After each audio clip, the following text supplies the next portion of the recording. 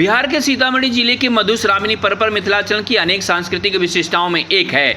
मिथिलांचल में नव विवाहिता का यह व्रत अपने सुहाग की रक्षा की कामना के साथ किया जाता है।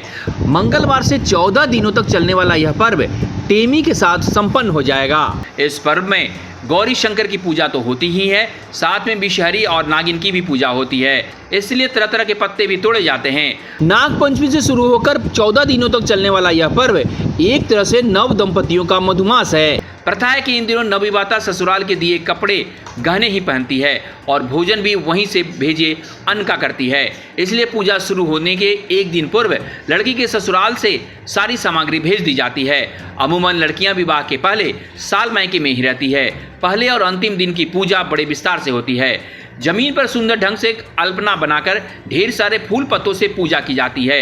पूजा के बाद कथा सुनाने वाली महिला कथा सुनाती हैं, जिसमें शंकर पार्वती के चरित्र के माध्यम से पति पत्नी के बीच होने वाली बातें जैसे नोकझोंक, रूठना मनाना, प्यार, मनुहार जैसे कई चरित्र के जन्म, अभिशाप, अंत इत्यादि की कथा सुनाई जाती है, ताकि नव दंपति इन परिस्थितियों में धैर्य रखकर सुखमय जीवन बिताए, यह मानकर कि यह सब दाम्पत्य जीवन के स्वाभाविक लक्षण है।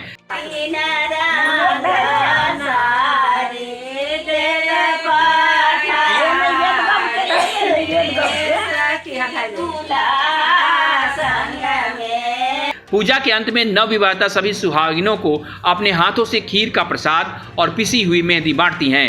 13 दिनों तक यह चलता रहता है और फिर अंतिम दिनों बृहत पूजा। इस दिन पूजा के क्रम में लड़की के अंग को 4 स्थान पर दोनों पैर और घुटनों के एक जलती हुई दिया की बाती यानी टेमी से दागा जाता है। ऐसा शायद लड़की को सहनशील बनाने के लिए किया जाता हो। वैसे अब इस परंपरा को लोग नहीं मानते।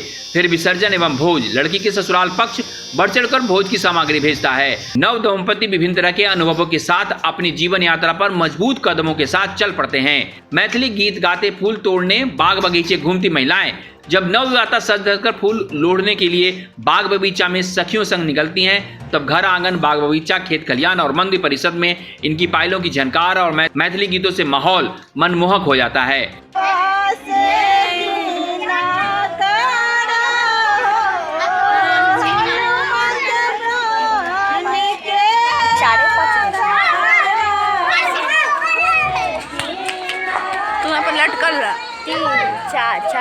जब अपने मायके व ससुराल से नवविवाहिता की टोली निकलती है तो उनका रूप, श्रृंगार, गीत और सहेलियों में प्रेम देखते ही लगता है कि शायद इन लोग यहीं पर हैं। बता दें कि नवविवाहिता का यह 14 दिनों का पर्व अपने सुहाग की लंबी आयु के लिए करती हैं। निर्जला व्रत के साथ नवविवाहिता इस पर्व को आरंभ करती हैं और यह 14 दिनों का पर्व चलता है। देश दुनिया की तमाम जानकारी के लिए हमारे चैनल को सब्सक्राइब करें और नोटिफिकेशन बेल जरूर दबाएं, ताकि आप रह सकें खबरों से अपडेट। सीतामढ़ी से अमित कुमार की रिपोर्ट।